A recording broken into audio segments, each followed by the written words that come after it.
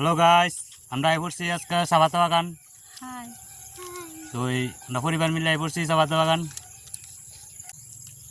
Hello guys, তো এটা আমার ছোট মেয়ে, তো এটার তো চিনোই তোমরা।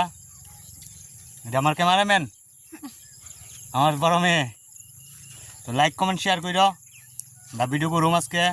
তো চাপাতা বাগান আইলাম, তো এই চাপাতা বাগান আইলাম আয়া কোনে ভিডিও করছি না অনেক করুম ভিডিও। রাশে থাকো, লাইক কমেন্ট কইরো তোমরা।